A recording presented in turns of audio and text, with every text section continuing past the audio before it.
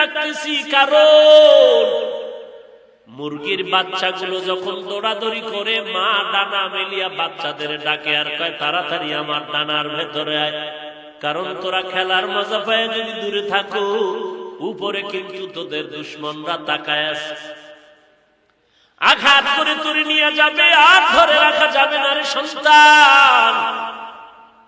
আল্লাহ ডাকেন আর বলেন ও গোলাম গজবের ওই আড়াল থেকে ফিরে আয়, কারণ গজবের থেকে আমি আল্লাহর রহমত অনেক বড়। রহমতের ছায়ায় ফিরে আয়। রহমতের কোলে ফিরে আসার মাঝখানে একটা গুনার পর্দা আছে, তুই গুনার পর্দা লাগাইস। এই পর্দাটারে যদি তুই ভাঙতে চাও, ওই পর্দা ভাঙ্গার একমাত্র মেডিসিন হলো কান্নাওয়ালা তওবা। গুনাহ ছেড়ে আমার দরবারে ফিরে আয়। আমি আল্লাহ কেমন মায়া করি জানো? বান্দা তুই এক বিঘা আগাবি, আমি আল্লাহর রহমত তোর দিকে এক হাত আগায় যাব। ও বান্দা তুই এক হাত আগায় যাবি, আমি আল্লাহর রহমত তোমার দিকে 2 হাত আগায় যাব। বান্দা তুমি হেঁটে হেঁটে আগাইবা, আমি আল্লাহর রহমত তোমার দিকে দ্রুত গতিতে দৌড়াতে থাকবো। অতএব আমি আল্লাহর কি পরিমাণ মায়া, আমি আল্লাহ তোরে এত সুন্দর করে বানাইছি, চাই না আমার বানানো বান্দাটা আগুনে পুড়িয়া ছাই হয়ে যাবে। কারণ আমি আল্লাহ জানি জাহান্নামের 1 সেকেন্ডের আযাব তুই সহ্য করতে পারবি না। অতএব বান্দা ফিরে আয়, আমি আল্লাহ তোর জন্য এত সুন্দর এক আরামের জান্নাত বানাইছি, যেখানে ডুববি জীবনে আর বের হওয়ার কথাও মনে আসবে না। ওই জান্নাত যদি পেতে চাও, যারা অন্যায় করেছো, শয়তানের ধোঁকায় পড়ে গুনাহ করেছো, আমি আল্লাহ তাকায় আছি, বান্দা তাড়াতাড়ি তওবা করে নাও। তওবা করতে দেরি হবে, আমি আল্লাহ তোমার গুনাহ মাফ করতে দেরি করব না। আমি আল্লাহর এত মায়া, তোমাকে আমি কিন্তু 1 ফোঁটা নাপাক পানি দিয়া মায়ের গর্ভে বানাইনি। 1 ফোঁটা নাপাক পানিটারে ফেরেশতা দিয়া 40 দিন মন্থন করে রক্ত গোশত হাড্ডি দিয়া সুন্দর একটা স্ট্রাকচার তৈরি করলাম। আমি আল্লাহ তোমারে জাহান্নামে দিতে চাই না কেন? তুমি আমার আদরের গোলাম, এত সুন্দর করে তোরে বানাইছি। আসমানও আমি বানাইছি, জমিনও আমি বানাইলাম, পাহাড় বানাইলাম, সূর্য বানাইলাম। আসমানটারে এত সুন্দর করে বানাই নাই রে মানুষ, বান্দা তোরে আমি এত সুন্দর করে বানাইছি।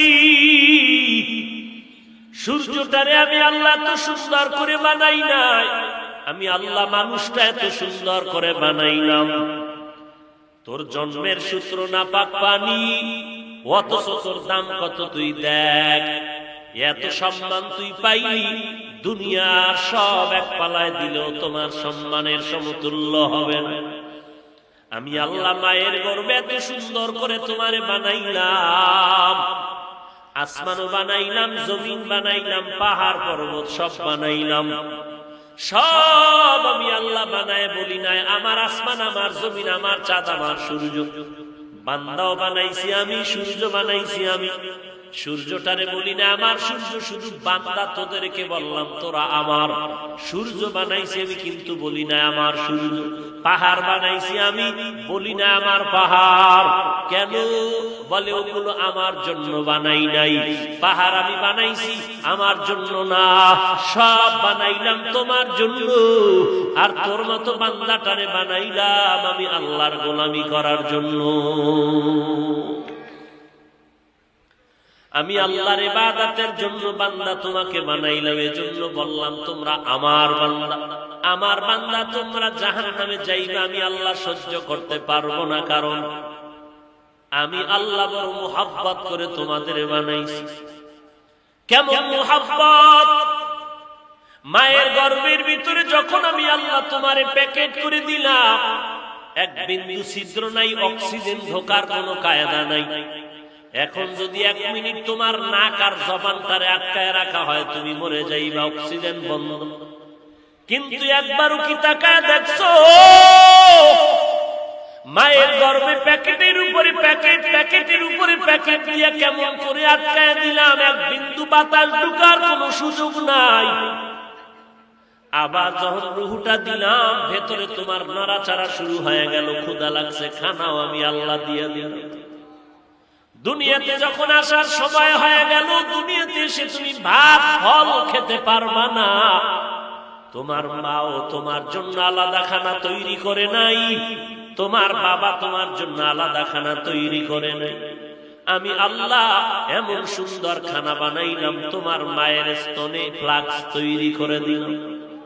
দুনিয়ার মানুষ ফ্লাক্স বানায়, গরম পানি, গরম চা, গরম দুধ 24 ঘন্টার বেশি গ্যারান্টি দেয়, কিন্তু আমি আল্লাহ কেমন দয়ার মালিক। আমি আল্লাহ তোর মায়ের স্তন এমন একটা কুদরতের ফ্লাক্স বানায় দিলাম, 2টা বছর পর্যন্ত মায়ের স্তনের দুগ্ধ পান করবি, একটা সেকেন্ডের জন্য কখনো মায়ের দুধ নষ্ট হবে না। এরপরে বান্দা তাকায় দেখ, শুনি তৈলের ফ্যাক্টরি থেকে কখনো লবণ বের হয় না, লবণের ফ্যাক্টরি থেকে তৈল আসে। আর আমি আল্লাহ কেমন কারিগর, তাকায় দেখ, মা একটা ফ্যাক্টরির থেকে 10টা সন্তান বের করেছি, 10টা সন্তান পাঠায় দিলাম, 5টা ছেলে 5টা মেয়ে, একজনের চেহারার সাথে আর একজনের চেহারার মিল নেই, একজনের কণ্ঠের সাথে আর একজনের কণ্ঠের কোনো মিল নাই। আমি আল্লাহ এমন সুন্দর করে চেহারাটা দিয়া বানাই, এরে বান্দাই চেহারার মধ্যে জাহান্নামের আগুন লাগবে, আমি আল্লাহ বরদাস্ত করতে পারবো না।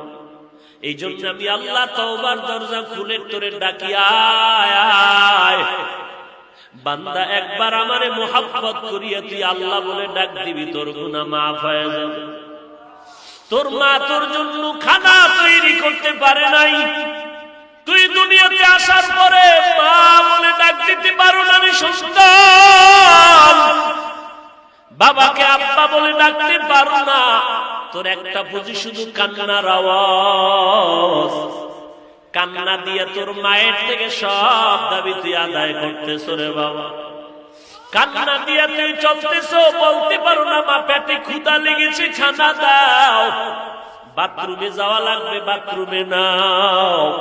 তোর একটা বুঝি শুধু কান্নার আওয়াজ, এই কান্নার আওয়াজটা দিয়ে তুই মায়ের থেকে কি দাবি করতেছ?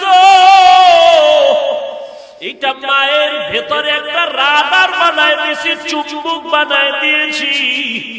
তোর কান্না দিয়ে তুই কখন খানা চাও, কখন বাথরুমে যেতে চাও, তোর আব্বাও বুঝে না, তোর মায়ের রাডারে ধরা পড়ে যায় তোর কান্না দ্বারা, তুই কখন কি আবদার কর।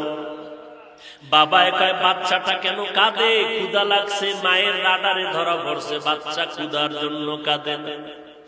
মা ডাক দিয়ে কয় বাচ্চা কান্না করে শুধু ঘুমাইতে চায়, কারণ 5 মিনিট আগে খানা দিয়েছি, বাচ্চারা এখন ঘুমের আগেও কান্না করে, এটা খানার কান্না না। ওরে বান্দা তাকায় দেখ, আমার আল্লাহরে তালাশ করার জন্য আমেরিকা যাওয়া লাগবে না, আমার আল্লাহরে তালাশ করার জন্য লেবানন যাওয়া লাগবে না, জঙ্গলে যাওয়া লাগবে না। ওয়াফি আনফুসিকুম আফালা তুবসিরুন।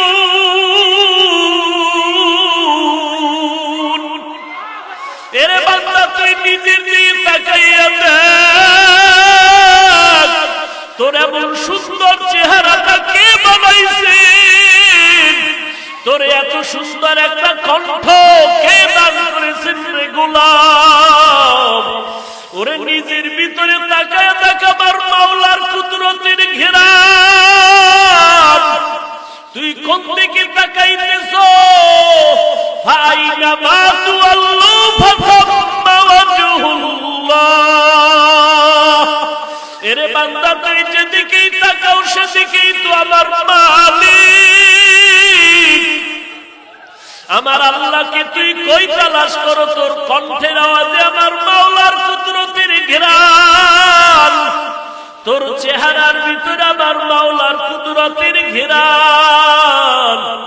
এরে বান্দা বাচ্চাটা কান্না করিয়া মায়ের থেকে যেমন সব দাবি আদায় করতে পারে রে বাবা, আমার মাওলার অন্তরে কি আমার মা বাবার থেকে মায়া কর?